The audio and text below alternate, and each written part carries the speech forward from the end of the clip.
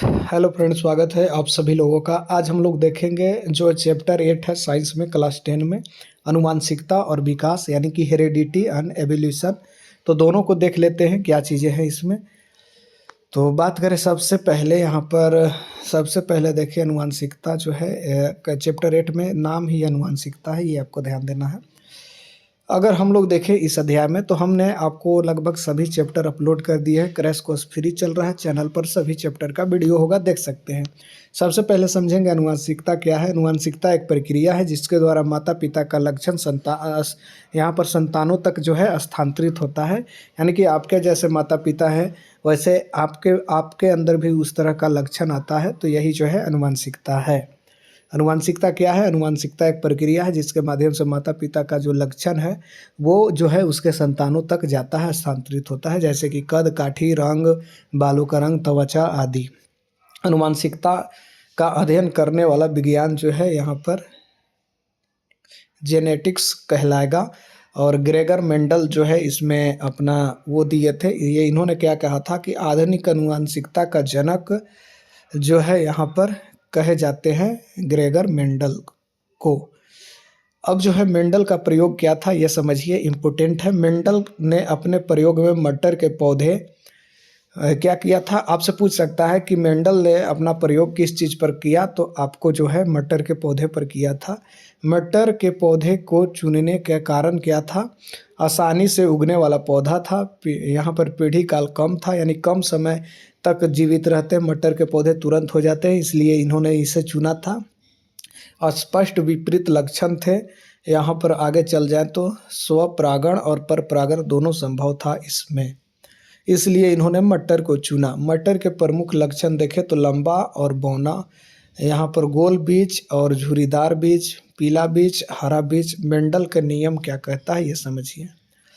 Mendel कहते हैं कि प्रधानता का नियम जो है उनका ये कहता है कि जो है संकरण में केवल जो है प्रधान लक्षण दिखाई देते हैं।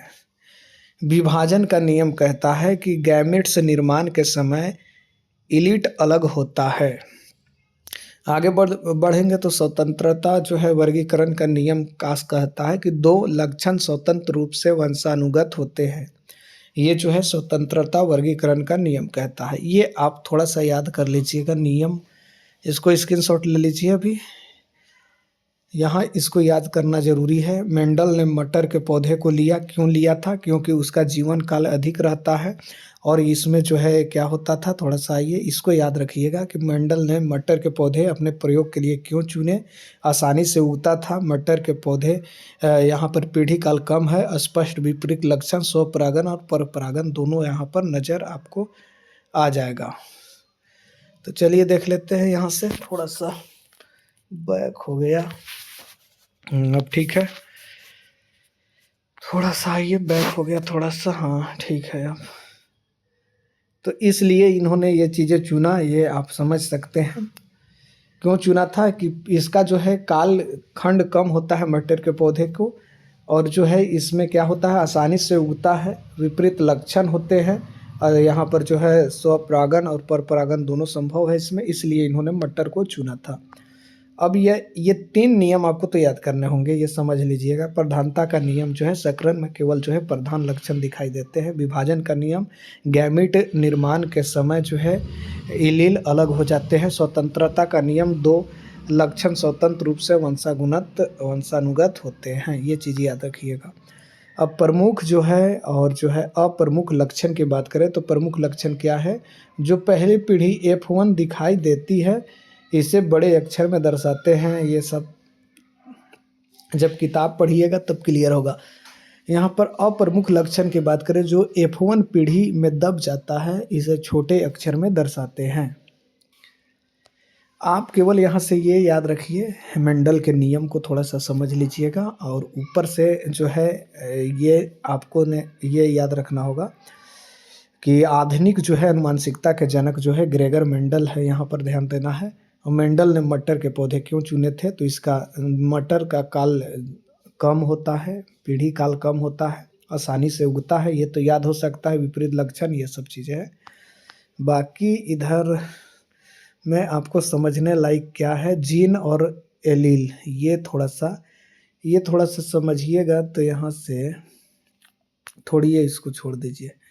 जीन और एलील की बात करें हम लोग थोड़ा सा, तो डीएनए का वह भाग जो किसी विशेष लक्षण को नियंत्रित करता है जीन कहलाता है। आपसे पूछ सकता है जीन क्या है, तो जीन क्या है? डीएनए का वह भाग जो किसी विशेष लक्षण को नियंत्रित करता है वही है जीन। जबकि एलील की बात करें तो एक ही जीन के वैकल्पिक रूप है एलील। प्रत्येक लक्षण में 2 एलील होते हैं, एक माता से और एक पिता से, ये आपको ध्यान देना है। एलील क्या है ये समझिए थोड़ा सा। एलील एक ही जीन के वैकल्पिक रूप है, और जीन क्या है? डीएनए का वह भाग जिसे विशेष लक्षण नियंत्रित करता है, यही है जीन। और एलील हमने समझा। आगे बढ़ जाएंगे। डीएनए क्या है समझिए, पूरा नाम है यहाँ पर।